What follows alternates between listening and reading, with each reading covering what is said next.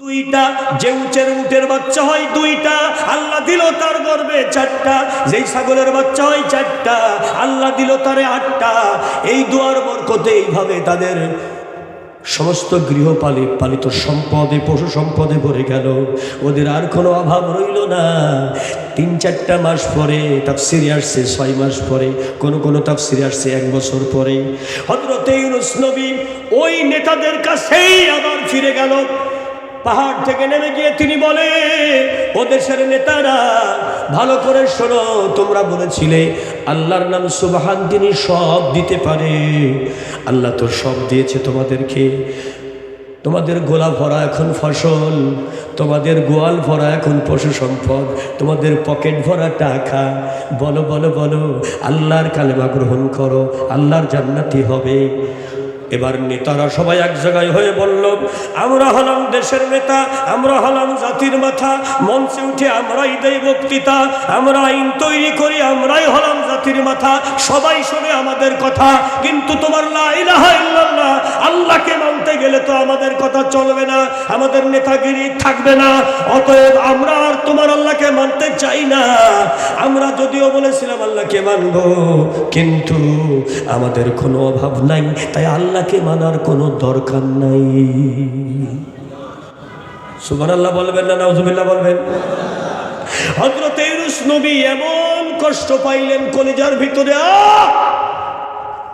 এত বড় মির্জাফর, আমার দেশের মানুষ নেতাগুলো এত বড় মির্জাফরের বাচ্চা মির্জাফর।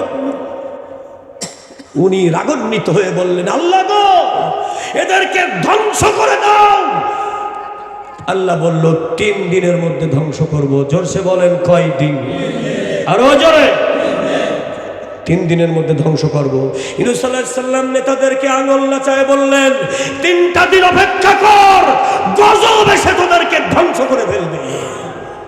আর তোদের মতো নেতার বাচ্চা যেই দেশ শাসন করে, আমি ইউনূস নবী ওই দেশেই থাকবো না। আল্লাহ আবার এটা পছন্দ করে নাই, কারণ আল্লাহ চাই এই দেশেই তিনি ইসলামের দাওয়াতের কাজ করুক। জোরে বলেন ঠিক কিনা? আল্লাহ পাক যেমন চাই যে নাসির ইকবাল সাহেব এই বাংলাদেশেই ওয়াজ করুক, এই জন্য বাংলাদেশের মাটিতে আমাকে জন্ম দিয়েছে। জোরে বলেন ঠিক কিনা? ভারতে আমার 17টা মাহফিল আসছে বছরে, আমি বলছি একটা মাহফিলও নেব না। বলে, হুজুর কেন নেবেন না? আল্লাহ আমাকে বাংলাদেশে জন্ম দিয়েছে বাংলাদেশে তাফসীর করার জন্য, বাংলাদেশের মানুষকে কোরআন শোনাবার জন্য। ভারতে শোনাবার বহু হুজুর আছে, তাদেরকে দিয়ে করেন গিয়া। আরেকবার বলেন সুবহানাল্লাহ। আপনি বাংলাদেশে জন্ম নিয়েছেন, তার মানে বাংলাদেশে আল্লাহর একটা ইচ্ছা আছে। আরেকবার বলেন ঠিক কিনা? আল্লাহর ইচ্ছায় আপনি জন্ম নিয়েছেন। এখন এজন্য আল্লাহর ইচ্ছাই আবার দেশে ফেরানোর জন্য পানির মধ্যে ফেলাইয়া, মাছ দিয়ে গিলাইয়া, এবার মাছে বমি করাইয়া দেশে আবার রিটার্ন আনলো। জোরে বলেন ক্ষমতা কার? আরো জোরে বলেন কার? এটা কার বিচার? মাছের পেটে ঢুকাইয়া 40 দিন, কয় দিন?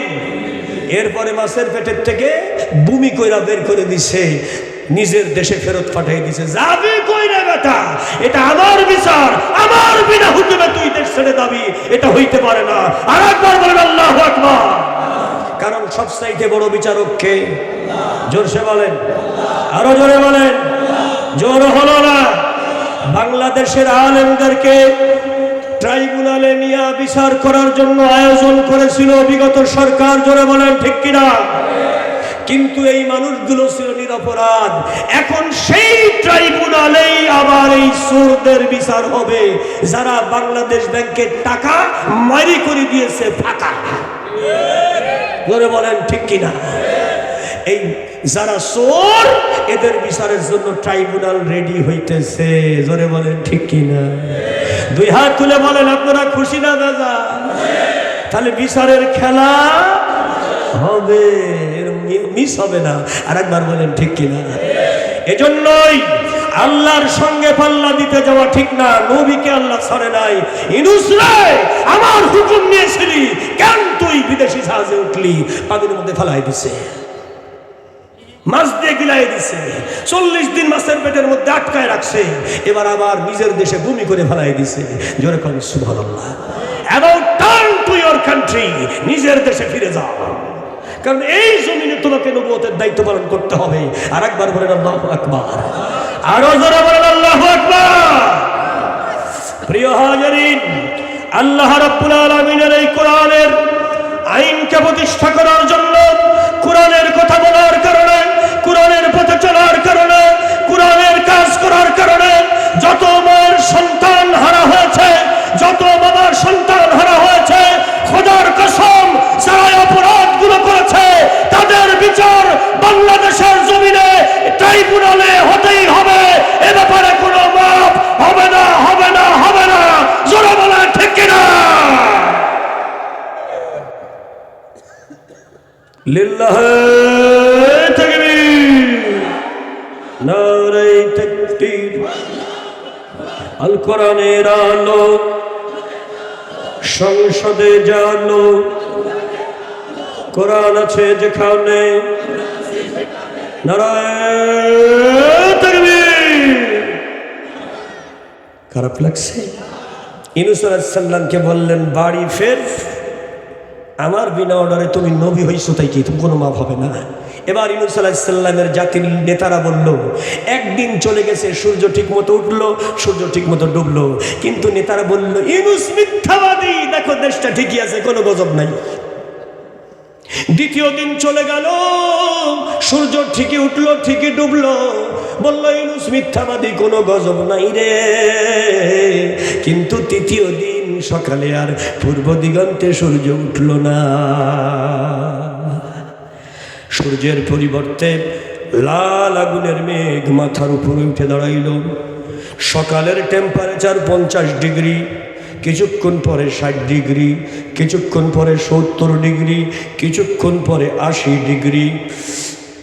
মানুষের শরীরের গোশতগুলো সিদ্ধ হয়ে যেতে লাগলো, জীবন্ত তাজা গাছে আগুন ধরে পড়ে যেতে লাগলো, মানুষের শরীরের হাড্ডিগুলো গোশত খসে পড়তে লাগলো। এই দৃশ্য দেখে নেতারা বুঝতে পারলো ওই সুবহানাল্লাহ বলে যে আল্লাহকে ইউনূস ডাকে, সে তার ক্ষমতা দেখানো শুরু করেছে। অতএব ওই সুবহান ছাড়া বাঁচার কোনো উপায় নাই। আর একবার বলেন ঠিক কিনা ভাই? যেই সুইচে বাতি জ্বলে ওই সুইচেই বাতি নেভে। আর একবার বলেন ঠিক কিনা? ওই দেশের নেতারা বড় চালাক, সঙ্গে সঙ্গে দৌড় দিয়া দেশের সমস্ত গর্ভধারিণী মাদেরকে খোলা আকাশের নিচে নিয়ে আসলো। সমস্ত শিশু বাচ্চাদেরকে আকাশের নিচে আনা হলো, সমস্ত গবাদি পশুগুলোকে আকাশের নিচে আনা হলো। এবার শিশু, আবাল, বৃদ্ধ, বনিতা সবাই মিলে পাপী তাপীদেরকে নিয়ে নেতারা দোয়া করতে লাগলো। শিশুরা কাঁদতে লাগলো, লা ইলাহা ইল্লা আনতা সুবহানাকা ইন্নী কুনতু মিনাজ জালিমিন। আকাশের মেঘের উপরে দাঁড়াইয়া ফেরেশতারাও বলল, আল্লাহ গো, ছোট্ট ছোট্ট শিশুগুলো কাঁদতেছে, বড় কষ্ট পাইতেছে। 80 ডিগ্রি তাপমাত্রা, ওদের চুলগুলো পুড়ে যাচ্ছে, গর্ভবতী মার শিশুটা কষ্ট পাচ্ছে।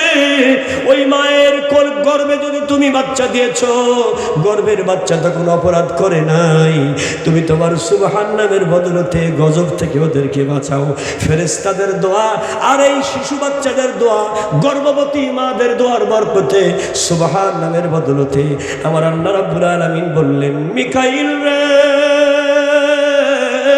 লাব্বাইক ইয়া রাব্বানা, এই মুহূর্তে আগুনের মেঘ সরাইয়া নাও, আগুনের মেঘ সরাইয়া নিয়া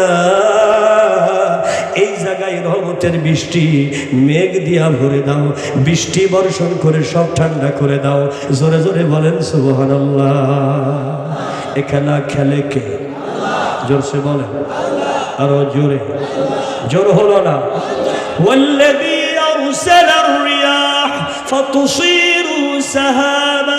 আল্লাহ রাব্বুল আলামিন বলেন, তিনি আল্লাহ যিনি মেঘমালা ঠেলে নিয়ে যায় এক জায়গা থেকে আর এক জায়গায়, তিনি বৃষ্টি বর্ষণ করে জমিনে। সুকনাহু ইলা বালাদিম মাইয়িতিন, মৃত জমির উপরে সেচ দেয় আমার আল্লাহ। ফাহিয়াইনা বিহিল আরদা বা'দা মাউতিহা, এভাবে মৃতকে জীবন্ত বানায় আমার আল্লাহ, মৃত জমিনকে জীবিত বানায়। জোরে জোরে বলেন সুবহানাল্লাহ। আল্লাহ পাক গজব উঠায় নিলেন গোটা কোরআনে। যত হাজার ঘটনা আছে তার মধ্যে একটি মাত্র ঘটনা, সুবহান নামের বদৌলতে মহান আল্লাহ ইউনূস নবীর জাতির উপরে গজব দিতে গিয়েও আবার গজব উঠায় নিলেন। আর একবার বলেন সুবহানাল্লাহ। তাহলে ইউনূস সাল্লাল্লাহু আলাইহি সাল্লাম বলতেন সুবহানাকা, জোরে বলেন কি বলতেন? হযরত নূহ আলাইহিস সালাম বলতেন সুবহান রাব্বিয়াল আলা। আর একবার বলেন আল্লাহু আকবার। নূহ আলাইহিস সালাম সুবহান রাব্বিয়াল আলা বলতেন।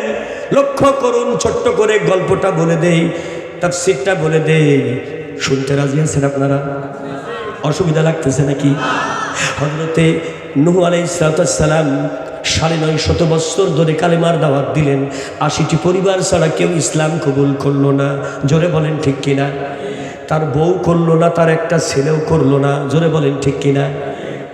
আল্লাহ রাব্বুল আলামিনের বান্দা একজন বৃদ্ধা মহিলা, 380 বছর বয়স। কত বছর? এই মহিলা লাঠি ভর দিয়ে এসে বলে, বাবা নূহ, মহাপ্লাবন নাকি আসবে, ওই বিপদের সময় রহমতের নৌকায় তুমি কিন্তু আমারে তুলে নিবা। কিন্তু হযরত নূহ আলাইহিস সালাম বলেন, বুড়িমা বিরক্ত করো না, অবশ্যই তোমাকে তুলে নেওয়া হবে। কিন্তু উনি ইনশাল্লাহ শব্দটি মুখে বলেন নাই, আল্লাহও দায়িত্ব নেই নাই। আল্লাহ হযরত নূহ আলাইহিস সালামের মেধার পরীক্ষা নিতে লাগলেন, দেখি তোমার মেধায় কতটুকু জ্ঞান আছে। আল্লাহ স্মরণ করিয়ে দেয় নাই। নৌকা তৈরি হলো, মহাপ্লাবন শুরু হলো, মাটির নিচ থেকে পানি উঠতে লাগলো, আসমান থেকে পানি বর্ষণ হতে লাগলো। 40 দিন এই মহাপ্লাবন চলতে লাগলো। জোরে বলেন কয়দিন? এই মহাপ্লাবনের ভিতরে নৌকা ডুবে যায়, আবার ওঠে, আবার ডুবে, আবার ওঠে। এই করতে করতে মক্কা নগরী থেকে নৌকা ছেড়েছে, একদম জুদি পর্বতে গিয়া নৌকা নোঙ্গর করলো। ওয়াস্তাওয়াত আলাল জুদি। আর একবার বলেন মারহাবা। খুব ছোট করে বলতেছি ঘটনাগুলো। কি ব্যাপার, খারাপ লাগে নাকি আপনাদের? চলবে? আরো জোরে বলেন চলবে? খুব খেয়াল করেন, হযরত নূহ আলাইহিস সালাম জুদি পর্বতের উপরে, গোটা পৃথিবীতে জুদি পর্বতটা কোথায়? এটা হলো আফগানিস্তান এবং ইরাকের মাঝামাঝি একটা পর্বতমালা আছে, এটার নাম অ্যারারুট পর্বতমালা। এই অ্যারারুট পর্বতমালার সবচেয়ে উঁচু পাহাড়টার নাম জাবালে জুদি। আর একবার বলেন আল্লাহু আকবার। ওখান থেকে ফিলিস্তিন খুবই নিকটে। জুদি পর্বতের উপরে 80টি পরিবার নিয়ে নৌকা থেকে নামলো। আল্লাহ রাব্বুল আলামিনের নবী হযরত নূহ আলাইহিস সালাম বললেন, আল্লাহ, আমরা যখন মক্কায় ছিলাম তখন আল্লাহ তোমার কাবায় আমরা ইবাদত করেছি, কিন্তু এখন ইবাদতখানা নাই, অথচ ইবাদতের জন্য আমাদেরকে তুমি পাঠিয়েছো। কেমন করে ইবাদতখানা বানাবো এই পাহাড়ের চূড়ায়? এই জায়গাটা তো সম্ভব নয়, সেরকম জায়গা নাই। আল্লাহ রাব্বুল আলামিন বললেন, নূহ রে, একটুখানি পূর্ব দিকে এগিয়ে যাও, গিয়েই দেখতে পাবে বিশাল বড় একটা চওড়া পাহাড়। এই পাহাড়টার নাম ফিলিস্তিন পাহাড়। এই ফিলিস্তিন পাহাড়ের মাথার উপরে 40 বর্গ মাইল সমতল জায়গা আছে। জোরে জোরে বলেন কত বর্গ মাইল? 40 বর্গ মাইল সমতল জায়গা আছে। এর মাঝখানে তুমি একটা পাথর দিয়া তোমার এই 80টি পরিবারে যত যুবক আছে, যত নারী পুরুষ আছে, সবার সহযোগিতা নিয়া পাথর কুড়াইয়া কুড়াইয়া সুন্দর করে একটা মসজিদ তৈরি করো। এইটার নাম আমি আল্লাহ দিলাম বাইতুল মুকাদ্দাস। তাহলে বাইতুল মুকাদ্দাস সর্বপ্রথম তৈরি করেছে কোন নবী? নূহ নবী। জোরে বলবেন না আল্লাহু আকবার। হযরত নূহ আলাইহিস সালাম পাথর সাজাইয়া তার ছেলেদেরকে দিয়ে সবাই মিলা একটা সুন্দর করে পাথরের মসজিদ তৈরি করলেন। এইটা দ্বিতীয় মসজিদ পৃথিবীতে, বাইতুল মুকাদ্দাস। আর একবার বলেন সুবহানাল্লাহ। হযরত নূহ নবী এবার ওযু কইরা নামাজ পড়ার জন্য রেডি হইতেছেন। খুব খেয়াল করেন, প্রত্যেকটা নবীর উপরে 5 ওয়াক্ত নামাজ পৃথিবীতে আসার আগে বিশ্বনবী মুহাম্মদ রাসূলুল্লাহ সাল্লাল্লাহু আলাইহি ওয়াসাল্লামের পূর্বে সমস্ত নবীর উপরে 2 ওয়াক্ত নামাজ ফরজ ছিল। কয় ওয়াক্ত? জোরসে বলেন, আরো জোরে বলেন। তাফসীরে ইতকান থেকে বলছি, সূর্য ডোবার পরের নামাজ কোন নামাজ? জোরে বলেন। সূর্য ডোবার পরের নামাজ কোন নামাজ? সূর্য ওঠার আগের নামাজ কোন নামাজ? এই 2 ওয়াক্ত নামাজ প্রতিটি নবীর উপরে ফরজ ছিল। হযরত নূহ নবী সূর্য ওঠার আগেই তিনি প্রস্তুত হইতেছেন, আজকের থেকে ফজরের নামাজ শুরু করবেন।